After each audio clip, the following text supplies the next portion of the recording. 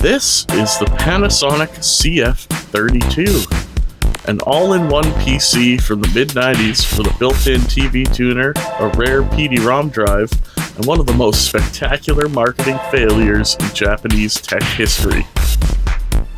It's called the Woody, and yes, Panasonic actually used Woody the Woodpecker to advertise it. But unfortunately, they also slapped the slogan, "Touch Woody, the Internet Pecker," on the English advertising materials, which, let's be honest, sounds less like a home computer and more like a lawsuit waiting to happen. Apparently, somebody in the marketing department translated Woody a little too literally and ran with it. The result? An all-in-one multimedia PC that got pulled from the international shelves before anyone could even figure out what a PD-ROM was. A PD-ROM is a rewritable optical disc format that could hold over 650 megabytes, and that was in the early to mid-90s. That was mind-blowing. Think of it like a CD rewritable had a child with a mini disc, but several years before either of those two technologies came out to the public. The CF-32 was basically trying to be your computer, your TV, your stereo, your movie player, and your random access video recorder all in one box. This thing was ahead of its time. It had a built-in TV tuner with channel buttons on the front, had video inputs for capturing from your VHS or your camcorders, had a full Japanese keyboard, and support for obscure, criminally underrated PD, which is a phase change dual disc format.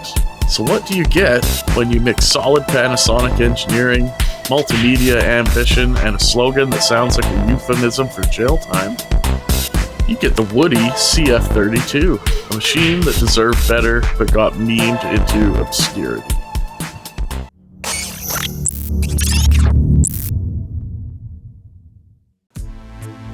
In today's video, we're diving into the bizarre legacy of the Panasonic Woody, digging into the tech that made it cool, and later, we'll try to bring this one back to life. But first, let's look at what this thing was packing under the hood back in 1995.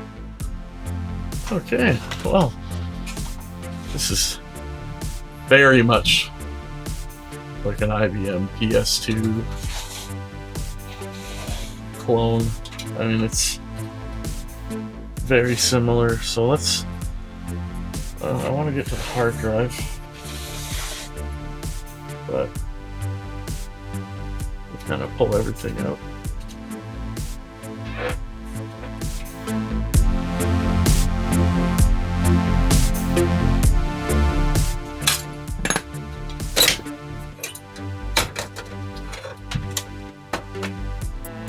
Wow. Looks like a SCSI drive. Now this is a PD drive. It's not. It does read normal CD-ROMs, but it's also PD-ROM, which is pretty cool. Yeah, it's like a SCSI bus. I wonder if our hard drive is also SCSI.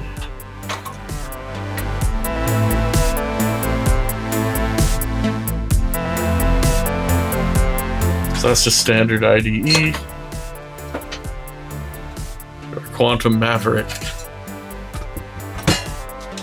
And here's our CPU under here. I'm going to document all the cards that I pull out, and I'll put them on the retro web if they don't already exist. And that way we'll have a good archive of this system, because there is no information available about this computer other than it's a 486 DX4 with an AMD CPU. But other than that, none of the other components, there's just no information on them. It's the tuner card, I believe, is completely custom for this computer, and so is the sound card. Now, there is a close similar sound card out there, but this one is also custom to this computer. So I'm going to document everything I can, and then later we're going to try and extract as much drivers and software as we can, and I'll put them on the retro web or archive.org.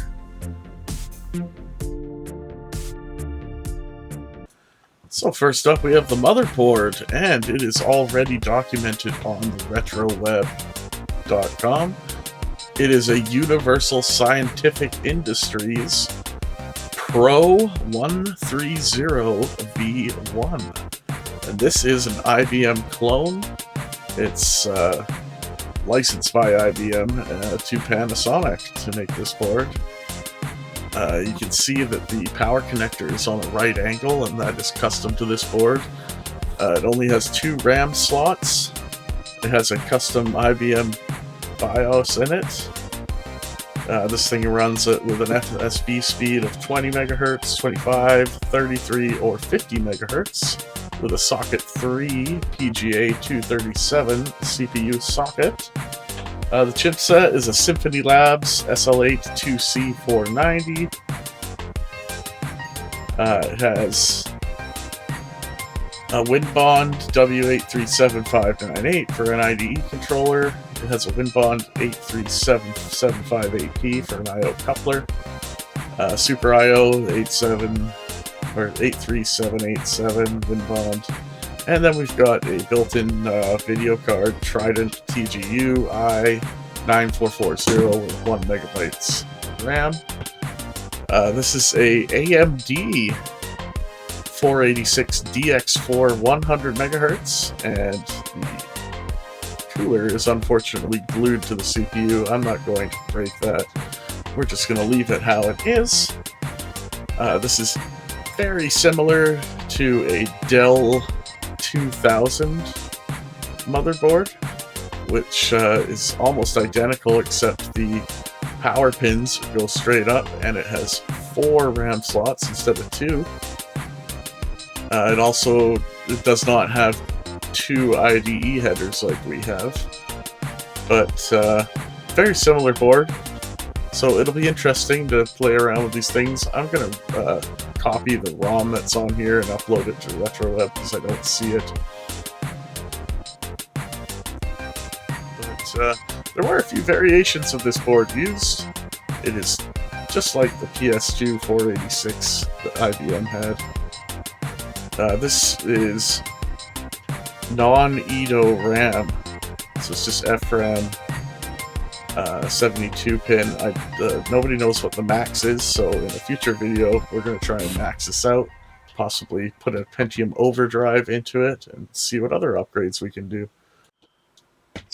The riser board here is interesting because it has a built-in SCSI controller using an Adaptec chipset, looks like. And that's pretty good use of space. I've never seen one of these that's come with a controller built onto it. Usually it's just the riser itself, so that's good. Good to see. Now the sound card is an Aztec. It's missing the header for the CD-ROM drive, but we don't need it because we're using SCSI in here. Got line in, mic, joystick.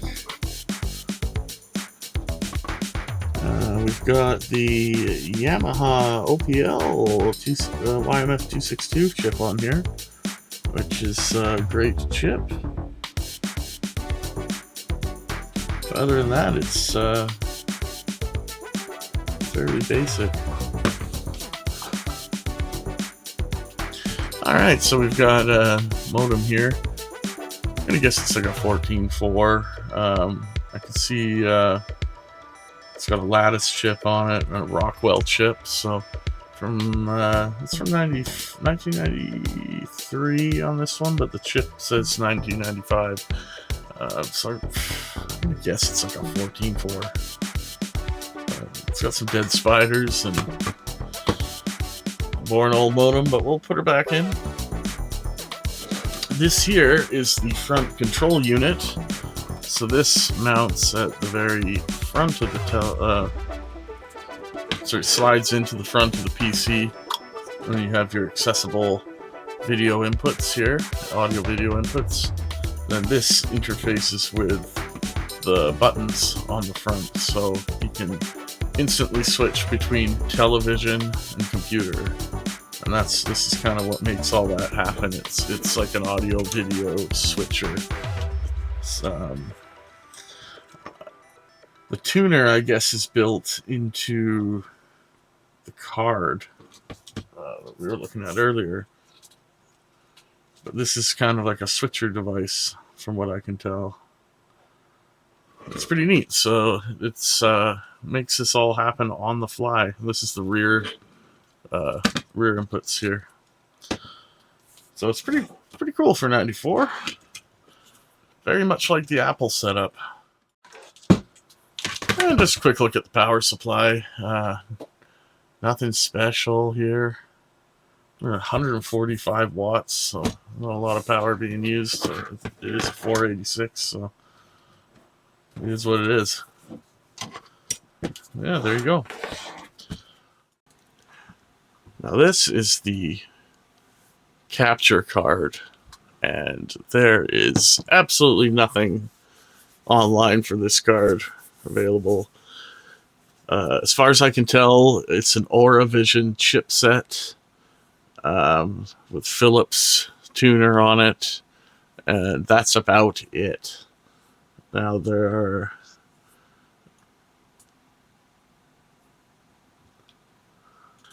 so I will be trying to extract the driver for this and any software that I can off of the original hard drive, if we're able to salvage the original hard drive.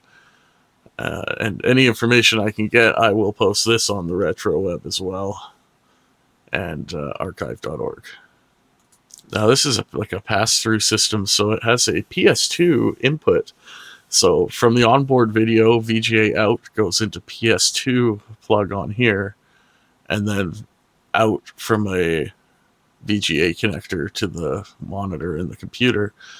And then there's a bunch of headers on here that connect to that front switching panel that handles the video switching and audio switching.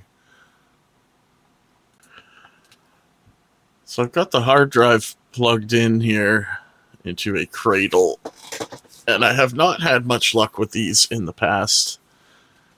They just don't really work when you're using a FAT16 file system on the newer Windows.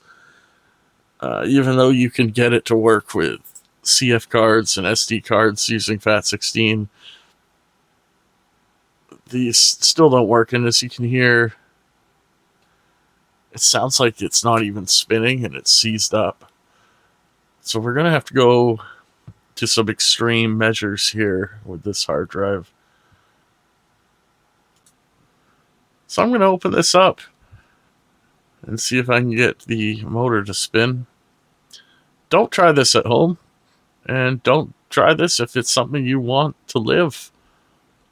But at this point, I have nothing to lose, really, and I don't care, so we're going to give it a shot and see what's holding this thing back. And I was able to get this thing to spin again, but Windows would just still not recognize it. So that would explain why it wasn't booting in the computer when I first got it. The drive was seized, but now that it's freed up, there is a chance that it might just work. I was careful not to get any dust or anything in there, so hopefully this will do the trick. So let's put the rest of this back together and try and boot it up, and then we'll find another way to clone this hard drive.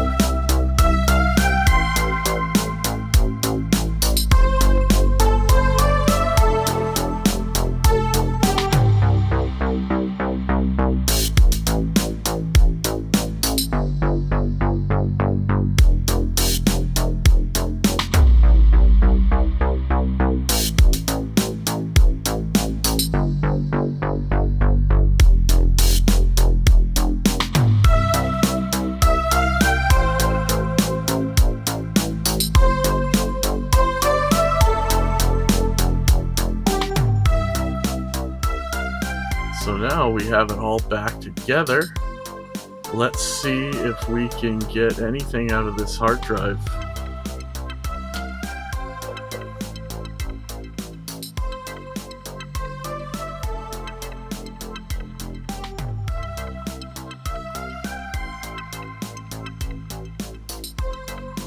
Screen's a little bit... Oh, starting MS-DOS. Hey! Wow, would you look at that? The screen is a little purple. We're gonna have to do some adjustments on that. This is Microsoft Windows 3.1. Oh yeah.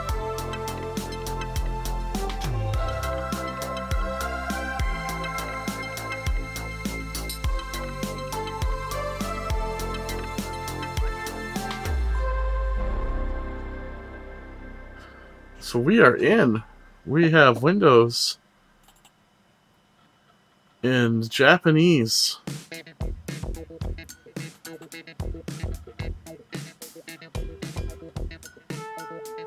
Okay. So we do have, oh. Studio floppy CD PD.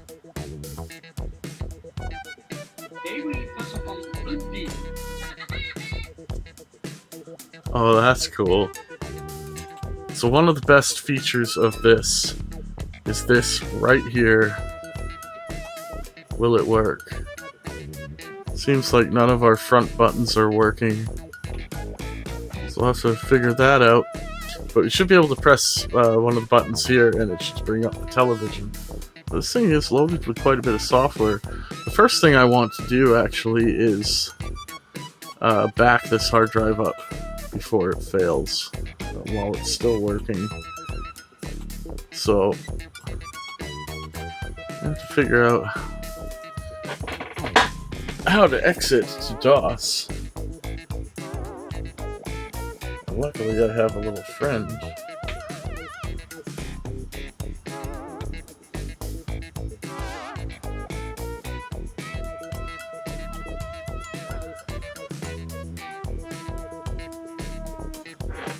Is this? Yes. Alright, we have access to DOS 6.2. Excellent.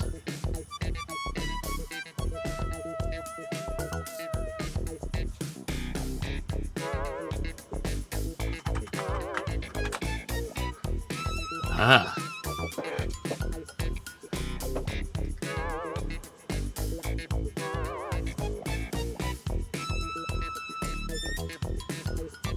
Got time, date, password, DX4, built-in hard drive. Ooh, number 2, built-in hard drive. It's seeing it. It's actually seeing it now. Page down. What can we do here? So we can choose which hard drive we want to start with, which is great.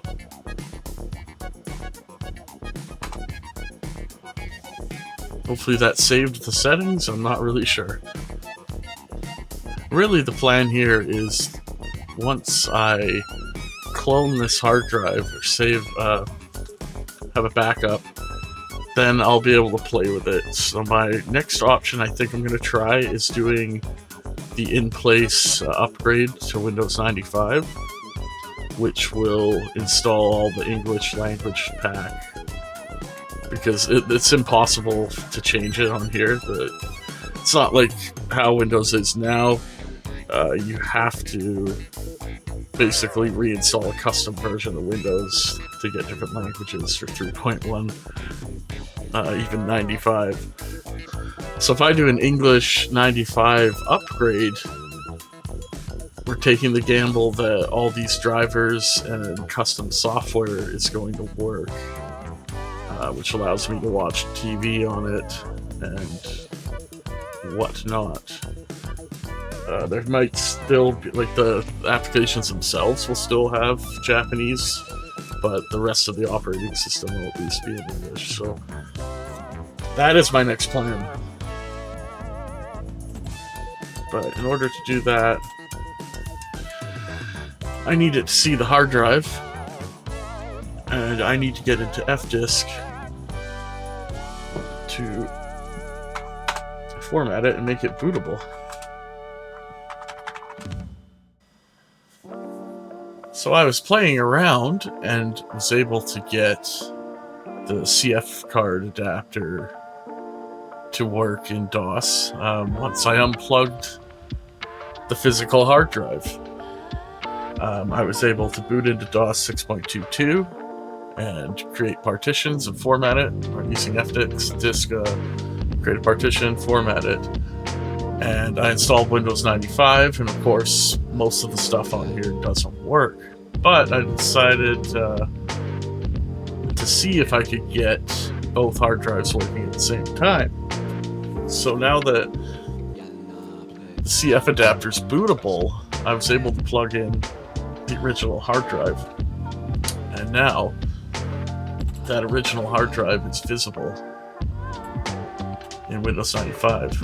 For some reason, it just wouldn't let me boot into this sort of the original hard drive. It wouldn't let me boot into it while the CF adapter was installed without an operating system.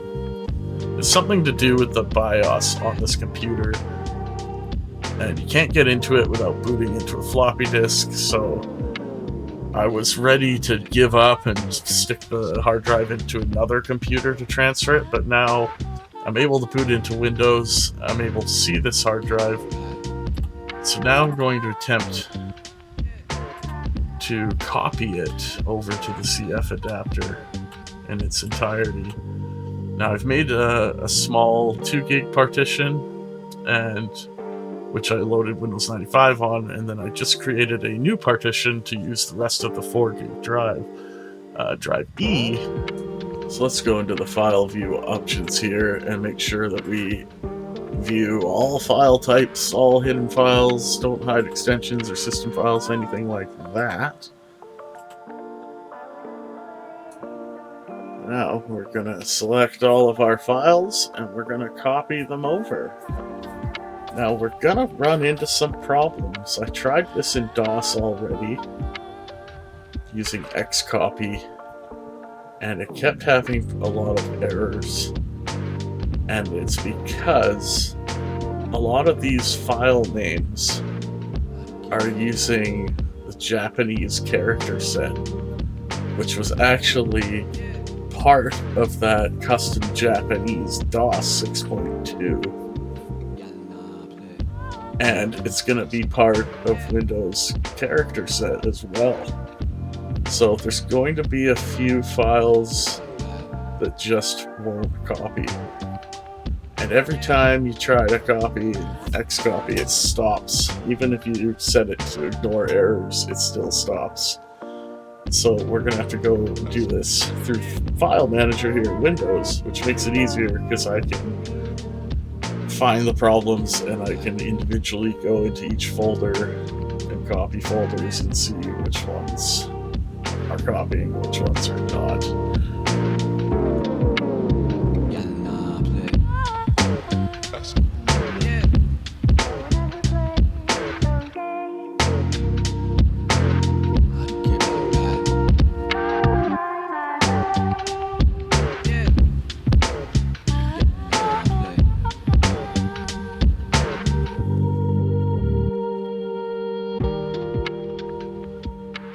Here we go.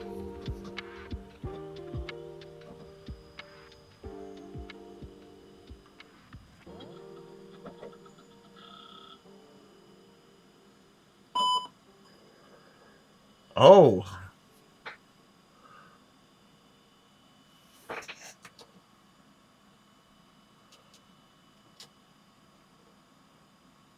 Oh, yeah. Now we're talking. Yeah, there we go. So we are booting off of the compact flash image here.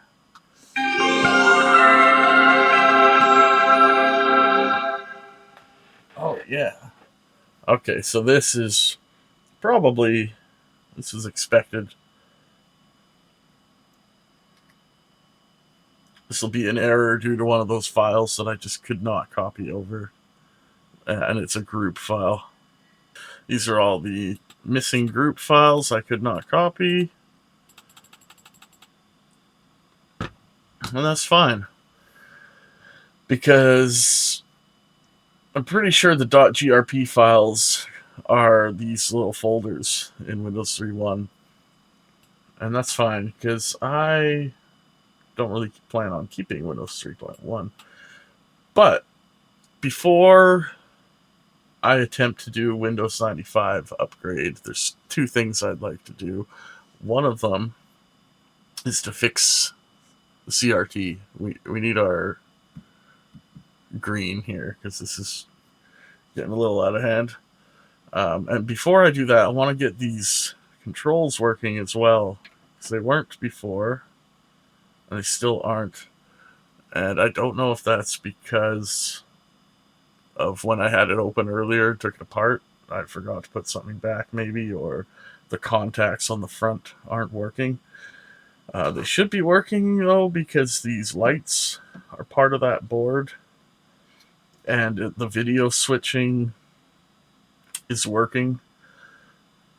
But these volume buttons, this button should turn it to TV mode, and it's not doing anything. So I want to get that working first, just so I can rule out that it's not a hardware issue or an unplugged cable or whatever,